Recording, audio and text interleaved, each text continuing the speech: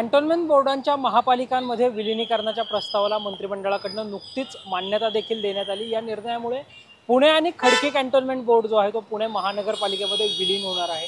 Cantonment board विलीन होणं म्हणजे नेमकं काय, त्याचा कसा परिणाम होऊ शकतो, या सगळ्या अनुषंगाने बोलण्यासाठी आपल्यासोबत पुणे शहरातले भारतीय जनता पक्षाचे नेते, माजी विरोधी पक्ष नेते आणि नगरविकास विभागाचे भाजपचे प्रदेशाचे प्रकोष्ठ असणारे उज्ज्वलजी केसकर आहेत। सर, तुमचं स्वागत आहे टॉप न्यूज मराठीमध्ये। आणि कालच खरं तर राज्य मंत्रिमंडळानं कॅन्टोन्मेंट बोर्डाच्या विलिनीकरणाचा निर्णय घेतलेला आहे। विलिनीकरण केलं जाईल म्हणजे नेमकं काय होईल आणि काय बदल होतील? विलिनीकरण होणं आवश्यक आहे।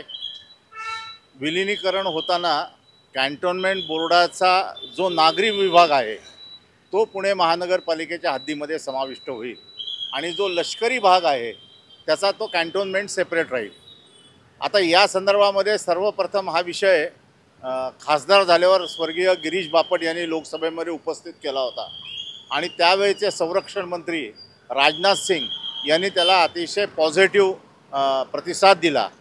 आणि आज ही गरज यासाठी झाली आहे की त्या ठिकाणी असणाऱ्या मर्यादा ज्या आहेत कॅन्टोन्मेंटमधल्या नागरी विभागाचा विकास करण्यासाठी, त्या मर्यादा स्पष्ट झाल्यानंतर जर तो भाग महानगरपालिकेला लागून असेल, नागरी भाग म्हणतोय, तो नागरी भागाच्यासाठी जर पुणे महानगरपालिकेने नागरी सुविधा द्यायचा निर्णय घेतला पाहिजे, ही जी भूमिका होती आणि आता मला वाटतं गेले अनेक दिवस याचा पाठपुरावा हे सन्माननीय त्या भागातले आमदार सुनील कांबळे साहेब करत होते आणि त्यांची जी भूमिका होती त्याच्या आधी दिलीप कांबळे देखील आग्रही होते, गिरीश बापट यांनी हा विषय लावून धरला आणि पिंपरी चिंचवड महानगरपालिकेच्या जवळ असणारं देहू त्याला प्रतिसाद मिळाला नाही, रिपोर्ट उलटा आला, त्यामुळे ते बाजूला ठेवलं आणि बाकीच्या ठिकाणी मला असं वाटतं की खडकी आणि पुणे कॅन्टोन्मेंट हे महानगरपालिकेच्या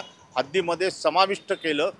खडकी कॅन्टोन्मेंटचा जो भाग आहे तो पुणे महानगरपालिकेमध्ये घेतल्यामुळे त्या नागरी भागामध्ये जो विकासाचा अनुशेष होता, कारण का गेले अनेक वर्ष त्या ठिकाणी लोकप्रतिनिधी नव्हते आणि कॅन्टोन्मेंट बोर्डाच्या सदस्यांना असणाऱ्या अधिकाराच्या मर्यादा लक्षात घेता त्या ठिकाणी मिलिटरीचं डॉमिनेशन असायचं, कारण का स्वाभाविकपणे ते कॅन्टोन्मेंट असल्यामुळे त्यामुळे नागरी प्रश्नांवर किंवा याच्यावर त्यांचं लक्ष तसं कमी असायचं आणि लोकप्रतिनिधींना त्यांचे 7 आणि यांचे 7 अशी ती रचना असायची आणि त्याचा अध्यक्ष जो असायचा हा ब्रिगेडियर लेवलचा असायचा आणि उपाध्यक्ष हा जनतेतनं निवडून आलेला असायचा। त्यामुळे विकासाचा समतोल होत नव्हता। कॅन्टोन्मेंटमध्ये जिथं लष्करी इस्टॅब्लिशमेंट आहेत त्या ठिकाणी चांगला विकास होत होता आणि ज्या ठिकाणी नागरी वस्ती होती त्या ठिकाणी विकासाच्या मर्यादा होत्या।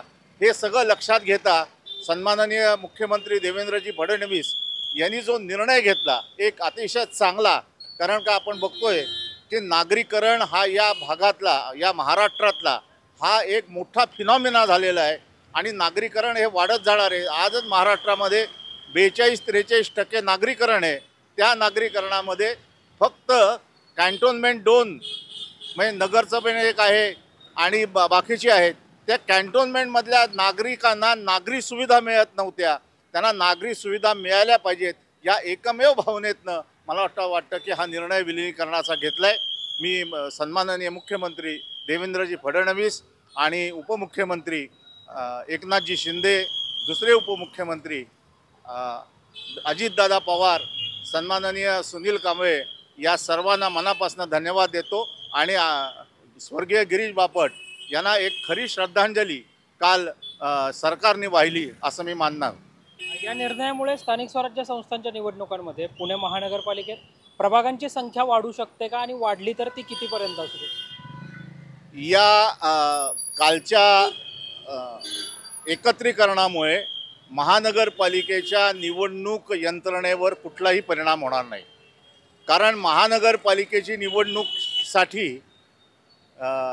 कायद्याप्रमाणे 30 जून 2021, कारण का ही 22ला निवडणूक होती, त्यामुळे 1 वर्ष आधी जो भाग महानगरपालिकेच्या हद्दीमध्ये समाविष्ट होतो त्यांच्यासाठी आपल्याला प्रभाग रचना करता येते।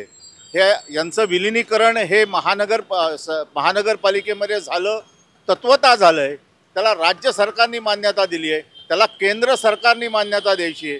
केंद्र सरकारने मान्यता दिल्यानंतर मग त्याचं अधिकृत विलिनीकरण होईल. मला वाटतं या सगळ्या प्रक्रियेला 6 ते 7 महिने लागेल. त्यामुळे या विलिनीकरणाचा आणि प्रभाग रचनेचा कुठलाही संबंध असणार नाही.